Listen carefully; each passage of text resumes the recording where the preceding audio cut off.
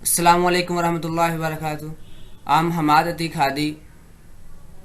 जैसा कि आप सबको मालूम है कि पीपीएससी के थ्रू मुख्तलिफ सब्जेक्ट्स में लेक्चरशिप की सीट्स आई हैं। ऐसे में इंग्लिश लेक्चरशिप की सीट्स जो हैं वो हमारी फील्ड से रिलेटेड हैं। मैंने सोसाइटी को ऑब्ज़र्व किया, देखा कि मुख्तलिफ अकेडमीज़ ने स्टूडेंट्स को तैयारी करवाना शुरू की है। बहुत अच्छी बात है, बहुत अच्छी काविश है कि तलबा को अच्छे तरीके से ट्रेन किया जाए, एक प्लेटफॉर्म मुहैया किया जाए। लेकिन कुछ स्टूडेंट्स ऐसे हैं कि जिनके लिए उन अकेडमीज़ की भारी फीसिस अफोर्ड करना मुश्किल है। तो ऐसे स्टूडेंट्स की परेशानी को मद्देनज़र रखते हुए मैंने सोचा कि स्टूडेंट्स के लिए ऐसे नोट्स तैयार करूं कि कम्प्रीहेंसिव वे में स्टूडेंट्स अपना पूरा सिलेबस जो है उसको रिवाइज कर सकें। उसमें लिंग्विस्टिक से रिलेटेड हो, लिटरेचर से रिलेटेड हो, या ओवरऑल इंग्लिश का जो भी सिलेबस हो लेक्चरशिप के लिए जो रिक्वायर हो, उसको इंशाल्लाह मुख्तलिफ शॉर्ट लेक्चर्स के अंदर मैं आपके लिए रिकॉर्ड करूँगा। और ये कोर्स जो है बिल्कुल फ्री ऑफ कॉस्ट है। ये सिर्फ उन स्टूडेंट्स की हेल्प के लिए है कि जो स्टूडेंट्स अकेडमीज़ की फ़ीस अफोर्ड नहीं कर सकते। तो ये कोर्स आपके लिए यूट्यूब पे लॉन्च किया गया है। आप सादा सा यूट्यूब का पैकेज लगा के इस लेक्चर तक आप अप्रोच करते हैं। इंशाल्लाह इसके अंदर आपको तमाम चीज़ें एक ऑर्गेनाइज वे में मिलेंगी। चले हैं, हम चलते हैं अपने लेक्चर की तरफ।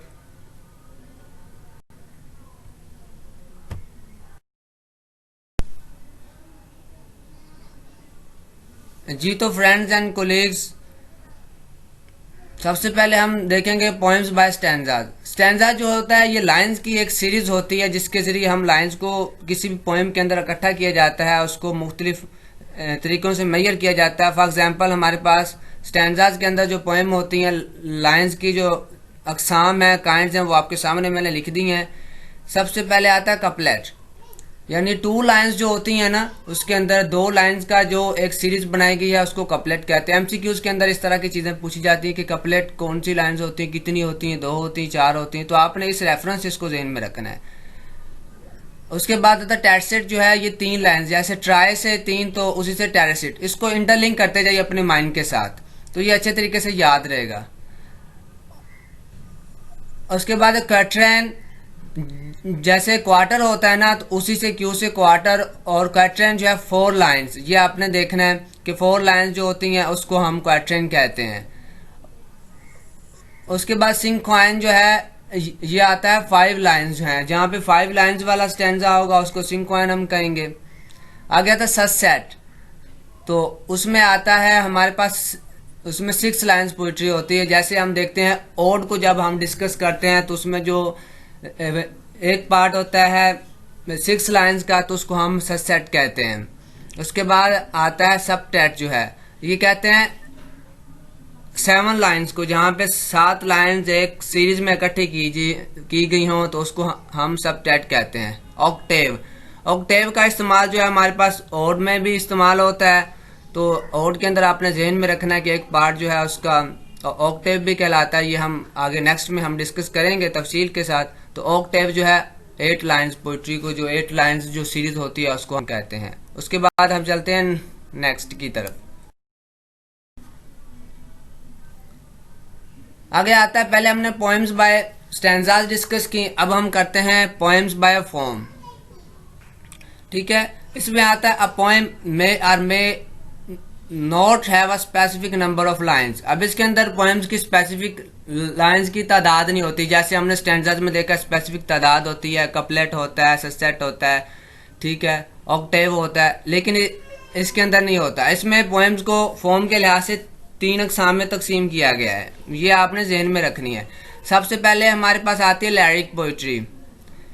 It is any poem with one speaker who expresses strong thoughts and feelings.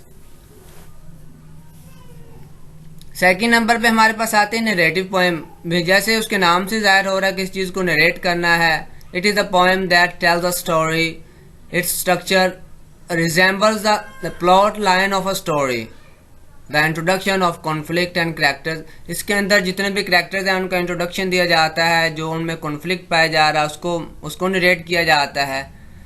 Rising action जो है उसको बयान किया जाता है, क्लाइमैक्स जो आ रहा होता है। उसके बाद आता है डिस्क्रिप्टिव पोएम।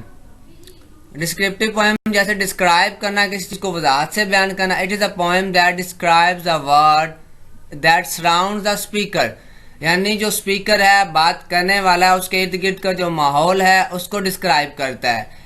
जैसे कि एक पोएम के अंदर एक पोइट जो है अपने इर्द गिर्द के माहौल को एक्सप्लेन कर रहा है, उसको डिस्क्राइब कर रहा है किस तरह का माहौल है, कैसा मौसम था, लोग थे, तो इसको हम डिस्क्रिप्टिव पोएम कह सकते हैं।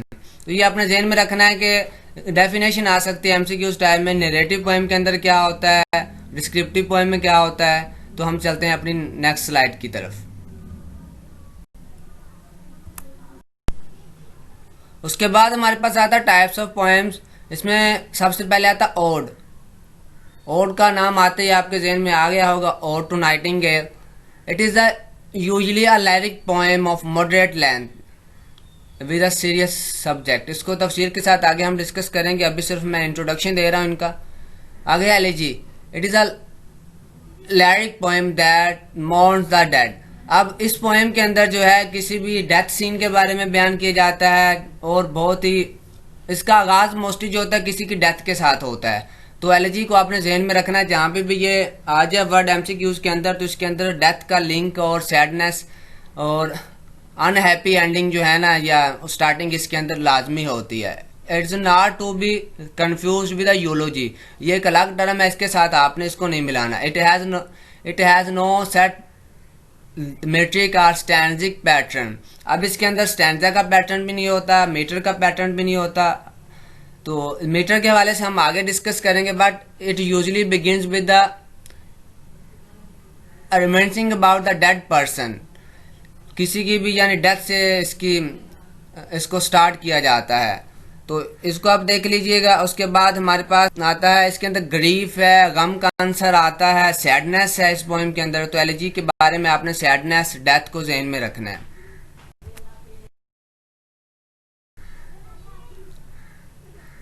उसके बाद हमारे पास आते हैं सोनेट पोएम। तो आपको पता है कि शेक्सपियर ने सोनेट पे काम बहुत ज़्यादा किया है। It is a lyric poem consisting of 14 lines. Sonnet जहाँ पे भी आए आपके जहन में 14 लाइन्स आना चाहिए। In the English version it is usually written in iambic pentameter. Iambic pentameter को हम इंशाल्लाह आगे नेक्स्ट में डिस्कस करेंगे। तो सोनेट्स की दो अक़साम होती हैं, ये आपने जहन में रखनी है। एक इटालियन है, जिसको पेट्रेशियन भी हम सोनेट कहते हैं, इटालियन और पेट्रेशियन सोनेट है। और दूसरी हमारे पास शेक्सपियरियन और एलिज़ाबेथन सोनेट है। तो जो पेट्रेशियन सोनेट है, इसके अंदर हमारे पास ऑक्टेव होता है। जो फर्स्ट पार्ट होता है उसमें 8 लाइन्स होती हैं। ठीक है, आपने देखा होगा ऑक्टेव को हमने जैसे पढ़ा शुरू में, तो 8 लाइन्स का जो ऑक्टेव होता है, और सबसेट जो होता है हमारे पास वो 6 लाइन्स का होता है। जबकि शेक्सपियरियन सोनेट में क्या होता है हमारे पास, उसमें 3 क्वारंटाइन्स होते हैं। उसमें हमारे पास 3 क्वार्टरेंस में तकसीम किया गया, हमारे पास 4 लाइन्स ईच, हर एक का यानी 4 लाइन्स में उसको ना डिवाइड किया होता है। ठीक है, एंड कंक्लूडिंग कपलेट। कपलेट आपको जैसे पता है कि 2 लाइन पर होता है। तो ये हमने ज़हन में रखना है, पेट्रेशियन और शेक्सपियरियन सोनेट के अंदर डिफरेंस क्या है।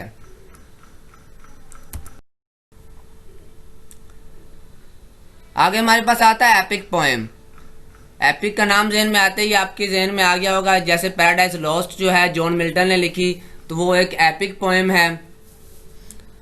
और it is a long narrative poem, is elevated style recounting the deeds of legendary और हिस्टोरिकल हीरो। तो इसके अंदर हिस्टोरिकल जो वाक़यात हैं वो बयान किए जाते हैं। जैसा कि आपने देखा होगा कि पैराडाइज लॉस्ट के अंदर जो जॉन मिल्टन ने लिखी, एडम एंड ईव का जो किस्सा है वो बयान किया गया, तो वो एक हिस्टोरिकल इवेंट है। आगे आता है ballad. It is a narrative poem that has a musical rhythm and can be संग, यानी ऐसी पोएम जो है जिसको एक म्यूजिकल रिदम के अंदर गाया जा सकता है। तो इसको आपने जहन में रखना है। इसकी सिंपल डेफिनेशन है, बहुत ही आसान और सिंपल डेफिनेशन के अंदर मैंने कोशिश किया एक्सप्लेन करूं ताकि ये चीज़ें जहन में बैठ जाएं। अगर ज़्यादा टिपिकल होगा, नेट के ऊपर बहुत ज़्यादा मवाद मौजूद है, लेकिन इतना ज़्यादा पढ़ने के हवाले से एक तो टाइम भी नहीं है और ज़्यादा जो है जहन में बैठाना मुश्किल हो जाता है। आगे हाइको पोएम है, ये एक जापानीज स्टाइल की पोएम होती है। It has an unrhymed verse, इसमें राइमिंग स्कीम नहीं होती और ये 3 लाइन पर मुश्तमिल होती है। तो टैटसिट जैसे आपको जहन में आ गया होगा कि 3 लाइन को टैटसिट कहते हैं। एंड यूजली 5 सेलेबल्स, यानी फर्स्ट लाइन में 5 सेलेबल होते हैं, सेकेंड लाइन में 7 सेलेबल होते हैं और फिफ्थ लाइन में फिर 5 सेलेबल होते हैं। It's usually considered a lyric poem जो है, ठीक है, ये अपने जहन में रखना है। आगे सेलेबल का हम लिंग्विस्टिक के पोर्शन में डिस्कस करेंगे कि सेलेबल क्या होता है।